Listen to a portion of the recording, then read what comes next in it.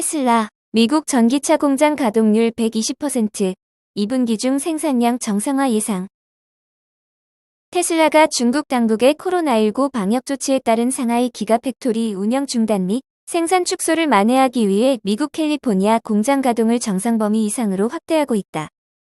이르면 2분기 안에 테슬라가 상하이 공장 가동 중단에 따른 생산 타격을 완전히 만회하고 전기차 출하량을 정상화할 수 있을 것이라는 전망이 나온다. 전기차 전문 매체 테슬라레티는 3일 시장 조사기관 글로벌 에쿼티 리서치 보고서를 인용해 테슬라 캘리포니아 전기차 공장 가동률이 현재 120%에 이르고 있다고 보도했다. 테슬라 전기차 생산량이 이론적으로 가능한 최대 수준과 비교해 약 20% 정도 더 많다는 의미다. 글로벌 에쿼티 리서치는 테슬라가 상하이 공장 가동 차질을 극복하고 2분기 출하량 목표를 달성하기 위해 생산 물량을 캘리포니아 생산 공장으로 대거 옮긴 데 따른 결과라고 분석했다. 캘리포니아 전기차 공장 연간 생산량은 60만 대 수준인데 분기별로 나누면 15만 대에 해당한다. 그러나 2분기 출하량은 최소 18만 대를 웃돌면서 상하이 공장 가동 중단 및 생산 위축에 따라 영향을 받은 테슬라 전기차 물량을 상당 부분 만회하는 정도에 이를 것으로 전망된다. 중국 상하이 지방정부는 현지에서 코로나19 확산을 막기 위해 3월 말부터 테슬라를 포함한 여러 기업의 공장 가동을 중단하도록 하는 강경한 대책을 내놓았다. 테슬라 상하이 공장은 최근 운영을 재개할 수 있는 사업장에 선정돼 다시 전기차 생산을 시작했지만 가동률은 아직 80% 안팎에 그치는 것으로 추정된다. 결국 테슬라가 당장 2분기 출하량 감소폭을 만회하려면 캘리포니아 전기차 공장 가동을 확대하는 것밖에 뚜렷한 방법을 찾기 어려운 상황으로 분석된다. 테슬라는 최근 독일 베를린에서 새 전기차 공장 가동을 시작했고 미국 텍사스주에도 연내 가동을 목표로 전기차 생산 라인을 구축하고 있다. 하지만 독일 생산 공장이 아직 가동 초기에 불과하기 때문에 단기간에 생산 물량을 확대하기는 쉽지 않다. 글로벌 에쿼티 리서치는 테슬라가 상하이 공장 생산 차질을 계기로 베를린과 텍사스 전기차 공장 가동 속도를 높이는 데 집중할 가능성은 충분하다고 바라봤다.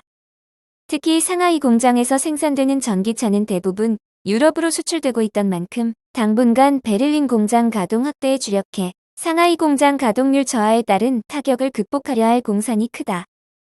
연간 전기차 생산량 목표 달성 여부는 테슬라 주가의 가장 중요한 변수로 꼽힌다. 리비안과 루시드 모터스 등 테슬라의 잠재적 대항마로 꼽히는 전기차 전문 기업 주가가 최근 시장 예상치를 밑도는 생산량을 발표한 뒤 크게 떨어진 사례가 있기 때문이다. 글로벌 에쿼티 리서치는 테슬라 목표 주가를 $2,300로 유지했다. 현재 기준 대략 약 155% 상승할 여력이 있다고 바라본 것이다. 베런스 니콜라 $2억 투자 유치. 5년 만기 전환 사채. 미국의 전기 및 수소 트럭 제조 전문인 니콜라가 $2억 규모의 투자를 유치했다고 베런스가 보도했다. 투자 전문 매체인 베런스에 따르면 안타라 캐피털이 자문하는 펀드가 $2억 규모의 니콜라 전환 사채를 매수하기로 합의했다. 회사는 이날 증권거래위원회에 공개한 공시를 통해 이 같은 내용을 밝혔다. 전환 사채는 오는 2026년 5월에 만기가 되며 연간 현금이자 8%와 11%의 현물 지불 이자가 적용된다. 현물 지불은 특정 상품 또는 서비스를 취득하기 위해 또는 비용을 지불할 때 현금 대신에 동일한 가치의 자산으로 지불하는 행위를 일컫는다. 재고 자산 보유 중인 지분증권 등으로 대체할 수 있다는 의미다. 니콜라의 주가는 최근 뉴욕 증시에서 장기간 조정으로 인하여 약 $7대에 거래되고 있다. 베런스, 공모가 큰 폭 밑돈 리비안의 보호회수 물량 해제 의미는 공모가를 큰 폭으로 밑돌고 있는 미국의 전기트럭 스타트업인 리비안 오토모티브의 의무 보호회수 해제가 투자자들이 우려하는 것보다는 주가에 나쁘지 않을 수도 있다고 베런스가 2일 보도했다. 투자 전문 매체인 베런스는 지난해 11월 9일에 주당 $78의 기업 공개가 되면서 상장된 리비안은 오는 8일에 보호회수 물량이 대거 해제된다. 2021년 11월 9일 기업 공개 이후 180일 만이다. 신생기업의 공모주에 투자한 기관 투자자들은 보유 주식을 IPO 후 180일 동안 팔 수 없다는 보호회수 혹은 락업 규정을 적용받는다. 베런스는 대략 8억 주가량이 락업 해제에 영향을 받을 것으로 진단했다. 특히 리비안의 초기 투자자인 아마존닷컴과 포드모터의 약업 물량을 예의주시해야 할 것으로 분석됐다. 포드는 약 1억 주의 리비안 지분을 보유 중이고 아마존도 1억 6천 주의 리비안 주식을 소유하고 있다. 리비안 주주들은 보호예수 물량 해제로 주가가 하락하는 오버행 이슈를 우려하고 있다. 베런스는 보호예수 물량 해제가 주가에 반드시 나쁜 것만은 아니라고 강조했다. 페이스북의 모회사인 메타 플랫폼스는 2012년에 대규모 IPO를 했다. 메타 플랫폼스도 보호예수 만료 시점에 IPO 가격 이하로 거래되고 있었다. 당시 페이스북으로 알려졌던 메타는 IPO에서 주당 38달러에 매각했다. 보호예수 기간이 만료되었을 때 한 주당 약 20달러였다. 메타 플랫폼스 주가는 보호예수 기간에 약 6% 하락했지만 이후 한 달 만에 약 40% 상승했다. 우버 테크놀로지스도 2019년에 주식을 45달러에 공모하면서 상장했다. 보호예수가 주가는 약 28달러였다. 주가는 보호예수 만료주에 약 14% 하락했지만 이후 한 달 만에 약 2% 상승했다. 메타 같은 반응은 리비안 주주들에게 희망이 될 수 있다고 베런스는 덧붙였다. 리비안의 주가는 11월 52주 최고가인 주당 180달러에서 약 83% 하락했다. 투자자들이 금리 상승 속에 투기적인 성장주에 대한 매도를 강화한 영향으로 풀이됐다. 베런스는 보호예수 만료가 주가의 긍정적인 촉매제가 될 수도 있다고 주장했다. 주식시장은 미래지향적이기 때문에 보호예수가 이미 가격에 반영됐을 수도 있다는 이유에서다.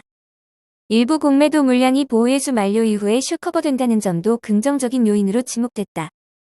베런스는 리비안 주식 총발행 물량의 약 6%가 주가 하락에 투자하는 공매도 세력에 의해 차입 또는 매각된 것으로 진단했다. 스탠더드 앤드 푸어스 500의 평균 공매도 비율은 2% 수준이다. 베런스는 공매도 세력 가운데 일부가 포지션을 커버하기 위해 주식을 사면 단기적으로 주가가 오를 수도 있다고 덧붙였다.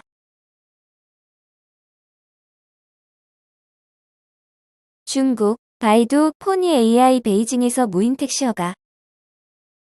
바이두와 포니 AI는 베이징 정부로부터 새로운 무인 택시 운영 허가증을 받았다고 로이터 통신이 1일 보도했다. 바이두 산하 자율주행 서비스 플랫폼 로보콰이파오와 포니 AI는 베이징 경제기술개발구 내에 60제곱킬로미터 상당의 일부 지역에서 무인 택시를 시범 운영할 수 있는 허가를 받았다. 바이두와 포니 AI는 지난해 무인 택시 운영 허가를 받았지만 당시 승객의 안전을 보호하기 위해 무인 택시마다 보조기사 1명을 배치했다. 이번에 받은 운영 허가는 보조기사 없이 무인 택시를 운영할 수 있는 것으로 알려졌고 이는 중국 정부가 무인 택시에 대한 규제를 완화한 것으로 보인다. 바이두는 보조기사를 배치하지 않을 것이지만 포니 AI는 여전히 조수석에서 보조기사를 배치할 계획이다. 포니 AI는 새로운 허가증에 따라 보조기사 없는 무인 차량 4대를 배치하고 점차적으로 늘릴 계획이라고 밝혔다.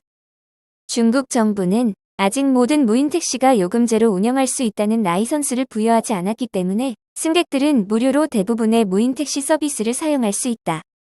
앞서 바이두와 포니 AI는 이미 지난해 11월 베이징 이전경제개발구로부터 자율주행 무인 택시의 사업 라이선스를 받았다. 바이두는 오래전부터 베이징에서 자율주행 기술과 무인 택시를 테스트했고 2025년까지 중국의 65개 도시, 2030년까지 100개 도시에서 무인 택시를 운영하는 것을 목표로 삼고 있다. 현재 바이두 300여 대의 무인 택시를 운영하고 있다. 베이징이 새로운 무인 택시 운영 허가증을 발급하기 전 포니 AI는 광저우시 난사구에서 무인 택시를 운영할 수 있는 면허를 받았다. 포니 AI는 난사구에 있는 800제곱킬로미터의 지역 내에서 무인 택시 100대를 운영할 예정이며 승객들은 포니 AI의 플랫폼을 통해 택시를 예약할 수 있다. 포니 AI는 2018년부터 5번의 자금 조달 계획을 성사시켰고 도요타 등으로부터 투자를 유치해 기업 가치가 53억 달러로 평가받았다.